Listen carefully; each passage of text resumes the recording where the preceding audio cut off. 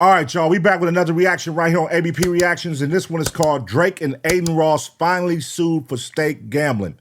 Let's get into it. Drake and Adin Ross were just sued for their participation with Stake, the online casino. Funny enough, I was about to start filming for another lawsuit that Adin Ross is involved in with Stake, but I wanted to check Twitter just to see how the World Series is going. Of course, Ohtani just hit another home run, and I came across this lawsuit. So I had the video set up. We're going to go about the other Adin Ross lawsuit, and then we'll get to this one at the end. Stake, the online casino, has done a pretty good job investing in a lot of streamers, one of them being Drake, in an alleged $100 million+ deal for him to stream playing gambling on Stake, the online casino. This is XQC, another popular streamer who reportedly signed a $100 million deal to gamble on Stake while he was $100 million. That sounds crazy, but hey, man, let's go. Live streaming. These numbers aren't actually true, of course, but I want to highlight here Adin Ross, 2 years, $150 million. I just want to highlight the numbers. We're still talking about big 8-figure deals. You're probably wondering, why in the world are these guys getting paid so much? So I'm going to show you a clip of a popular streamer winning a lot of money. This is what influences the next generation to start gambling.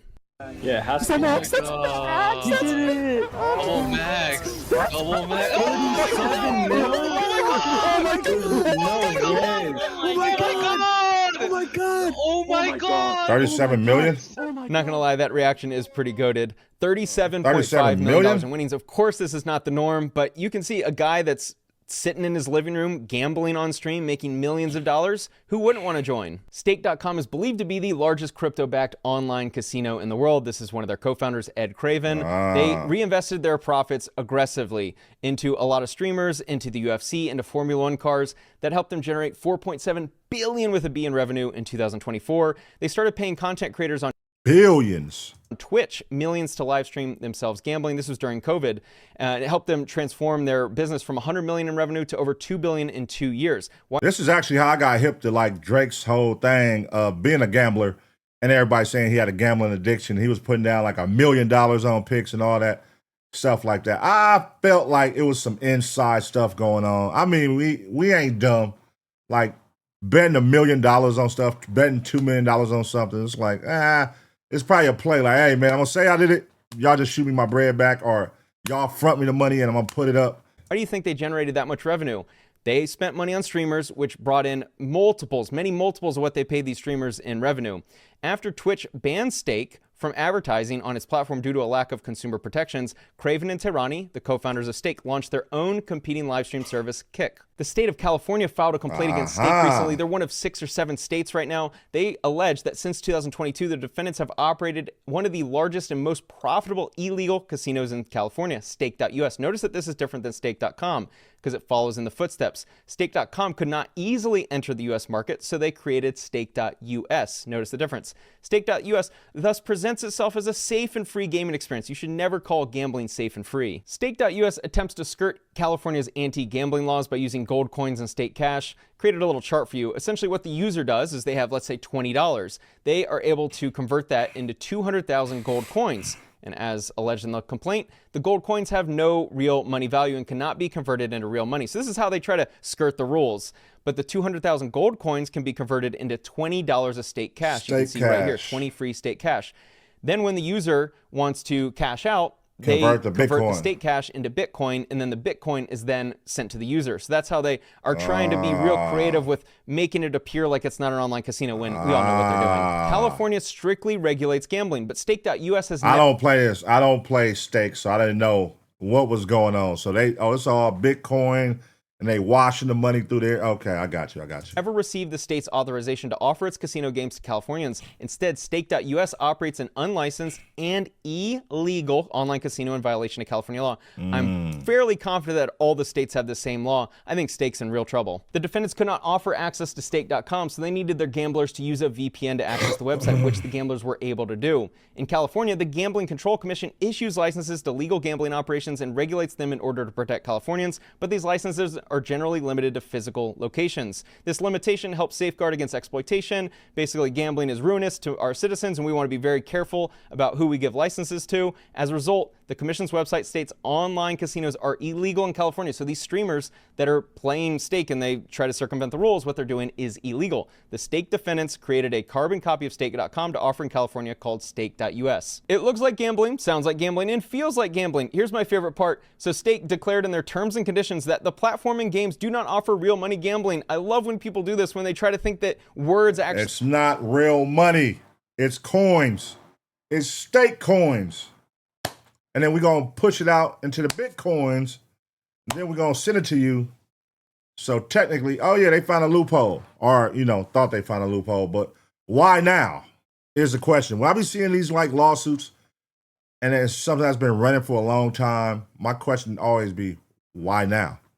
Matter here. When you offer gambling, what you say in your terms and conditions don't matter at all. And yes, there was real money gambling, which we'll get to in a second. Eddie says to me, Adin, I have like $140 million for you, Speed, and Kai. You get this shit done, you guys, $140 million for the first year. If this shit works, we'll re-sign you guys. And that's no gambling, by the way. That was no gambling. 140 million gives you an idea how much these guys can make. So Ed Craven is the co-founder of Staking. 140 million. God damn, these niggas is playing with real money off this streaming shit, y'all. Rappers not seeing money like that on no deal. A 1-year deal for 140 million. Rappers not seeing that. Streaming is where it's at, but man, come on, this money, is going too fast into certain people. It ain't gonna be enough left. Everybody gonna come over here trying to get some. It ain't gonna be enough left for everybody. Kick, Kai Cenat, Speed, and Adin Ross. He also mentions no gambling, which I thought was interesting. I think all the streamers know that if you gamble, that's how you make the real big bucks. Why? Because it influences all the young kids to start gambling, and these gambling companies, these online casinos, make many multiples of what they pay the streamers. You had Kick and Stake. Kick was the live streaming platform. They were willing to pay hundreds of millions of dollars for streamers on Kick because they would gamble on Stake. So when people watch the streamers on Kick, they would then go to stake.com and sign up. So there was no ambiguity about Kick's purpose. Kick was created for the unlawful purpose of streaming illegal gambling. 2023, Mr. Craven reportedly acknowledged that Kick was losing money. That was irrelevant. They might have been losing $100 million on Kick, but they were making many multiples on Stake. It was I'm assuming, a very high margin business. So the Kick arm was just the marketing. Kick has entered into 8-figure contracts regarding streaming content, and their contracts require users to upload gambling streams. These numbers seem really large, and when I first started seeing them, I was like, why in the world is Adin Ross and all these other guys getting paid hundreds of millions of dollars? Until I realized they're influencing many multiples of that in losses on Stake. Kick entered into a contract with XQC, a 2-year non-exclusive $100 million deal. Kick pays for all of your stuff. And there was a rumor of your new deal being like 100 mil or something. Yeah. Is that what it is? No. What is it? It's more on my type of timing, right? So I get paid by the hour. I get paid pretty well. 5-figure number? Or 6-figure number? I'm sorry, I'm stupid. What's 5 figures? Like 10,000 to 99,000 an hour, or 100,000 or more. The first option. It's in the 5-figure range. Yes, that's wild though. You're making maximum wage. This might be alluding to the clip I just shared with. Shout out to Kick, by the way, man, because they do pay me by the hour too. You know what I'm saying? Shout out to Kick. My good people's over at Kick, man. I don't know nothing about this lawsuit though, so I'm learning as I'm watching. But let's get into it. But Adin Ross in 2023 signed a deal for live streaming on Kick that exceeded $10,000 per hour. He's one of the most high-profile Stake.us streamers. 10,000 per hour followers on Kick. He live streamed his gambling at Stake.us for hours at a time, garnering hundreds of thousands of viewers. Sheesh. Live streaming gambling on Kick by the streamers particularly dangerous because many of the audiences are primarily young individuals. This is a really important point.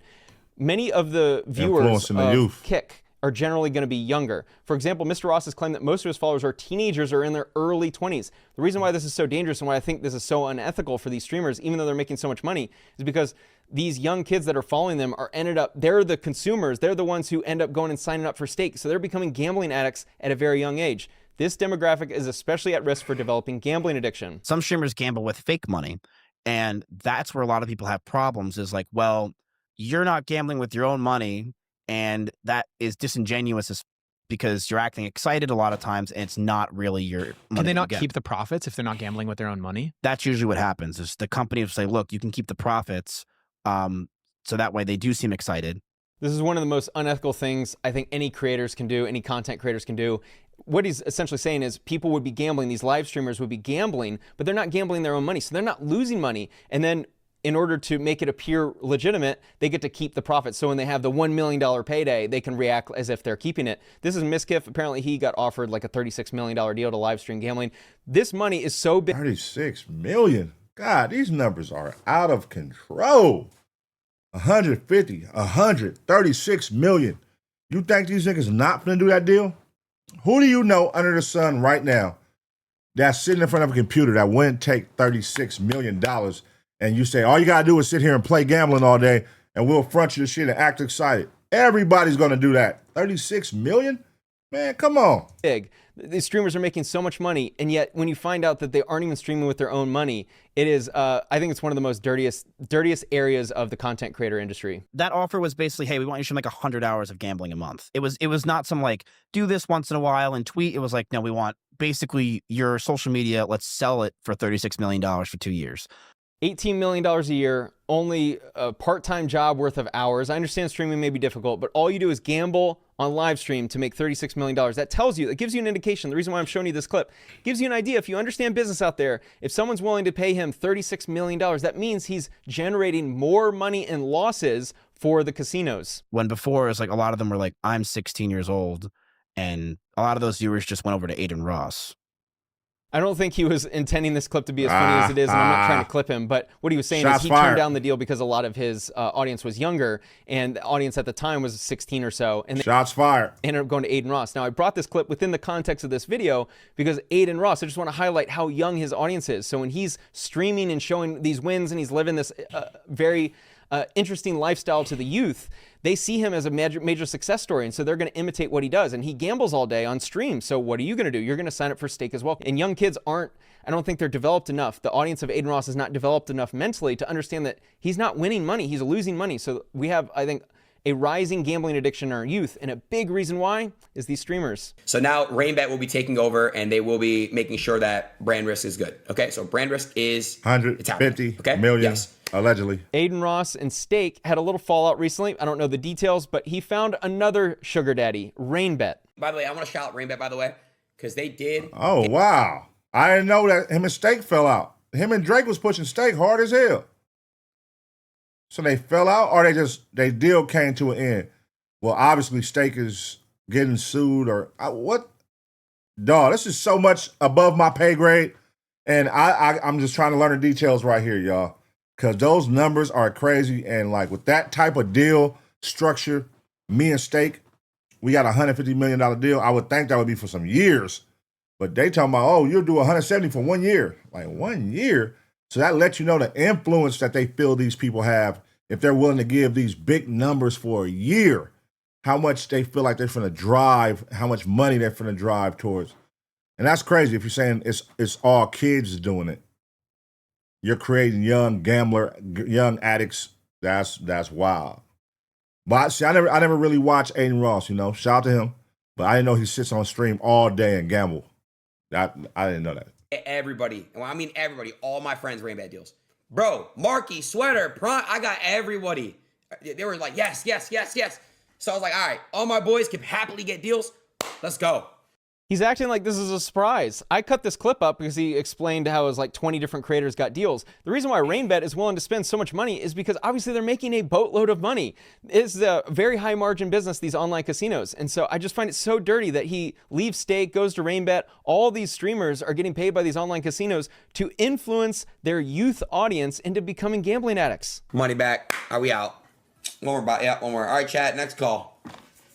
Come on, bro. One more now. Double drop. We'll take it. Good little win, guys. Good little win.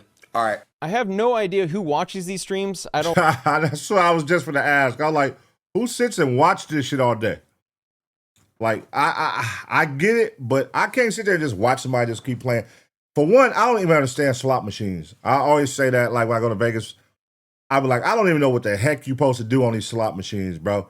If I put $1 in there, I'd just be so lost. If I put $20, I'd be lost. And I'd be like, I can't play that. Nobody ever gave me the rules to a slot machine. Where do you even find out the rules? Like, don't participate at all. I don't understand. Like, don't you have something better to do than sit and watch someone gamble? But this is clearly a major business. And on the side here, Trainwrecks TV is one of the large streamers. It shows he has almost 23,000 live viewers when I took this clip. These guys are making a lot of money because somehow they're able to attract a lot of attention. A lot of these people are clearly being influenced by the streamers to go gamble. This is an article I came across that unfortunately highlights an ugly truth. American Psychological Association, written by Emily Son a couple years ago, how gambling affects the brain and who is most vulnerable to addiction. This one paragraph I wanted to highlight: people in their early 20s are the fastest growing group of gamblers. Within the context of this video, people in their early 20s are who are consuming this live streaming gambling content. Nearly 2/3 of adolescents ages 12 to 18 said they had gambled or played gambling-like games in the previous year. Even worse, this was a 2018 Canadian survey. Since then, we've had COVID. 7 years later, we now have the live streaming is way more popular, gambling is way more popular. Crypto meme coins is another form of gambling.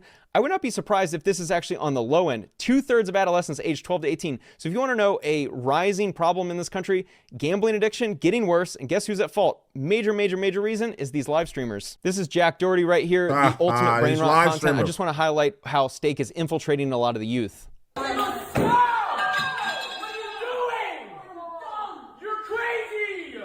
Unfortunately, the people who watch this brain rot content are not developed enough to understand that it is all fake in the sense that it's all plotted out. To his credit, Jack really understands how to make brain rot good marketing content to get eyeballs. Girls with very tight clothing who probably do OnlyFans. He's gambling on Stake. This is a Stake ad for his Instagram. And he gets some girl to take a baseball bat to the TV. Oh my gosh, you have to share it. Can you believe why? Yelling at the girl. This is all just a skit. But this is That's what the people want to see, man. This is the entertainment world. This is no different from people who are on ABC, NBC with these big brands paying for commercials. It's no difference. But it's for streamers, and somebody see a way, hey, how can we capitalize? Hey, we got a bag for you. Here you go. You know what I mean? Here's your commercial. Just give us a commercial. Make it yourself. We'll fund you this much for a month, for a year, for 2 years. I mean, hey.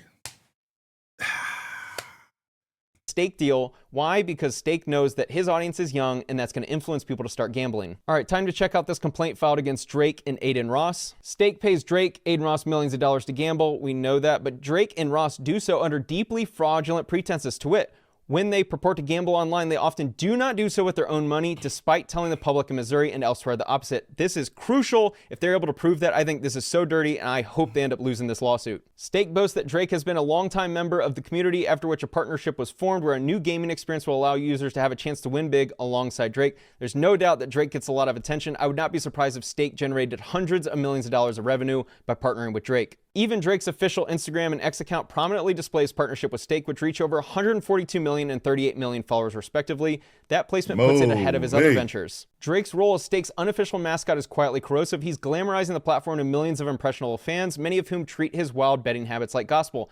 No doubt he has a lot of influence. What makes it even more unsettling is that Stake apparently fronts Drake and Ross house money, so any reported losses are part of a marketing tactic designed to draw attention. I cannot wait to Discovery to see if this is true. The numbers make it very clear that gambling addiction is on the rise. The live streaming, the online gambling, the online casinos, the crypto gambling, all of this is really bad for our next generation. I think this is a really ugly truth, something that we must confront. Thankfully, this is now, I think, the 7th lawsuit. I've seen California, Missouri, and then there's a handful of other complaints filed in different states against Stake. I hope they end up winning. I personally don't like this. Why now? I hear all this, but why now? This form of content marketing, I think it is really negative for everyone in society. All right.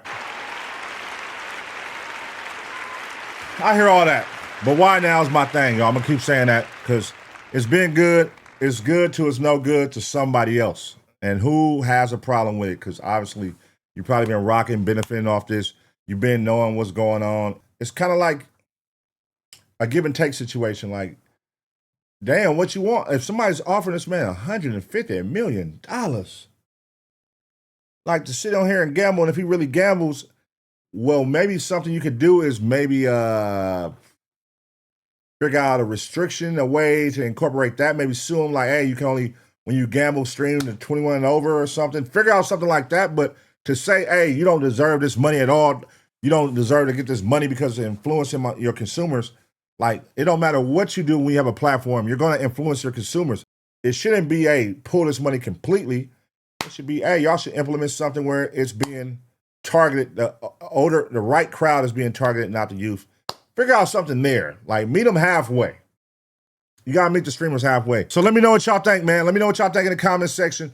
Is Adin Ross wrong? Is Drake wrong for taking the chili and doing gambling streams. Let me know what you think in the comment section. I'm going to give you 2 seconds to smash the like. And as always, get ready for the next reaction.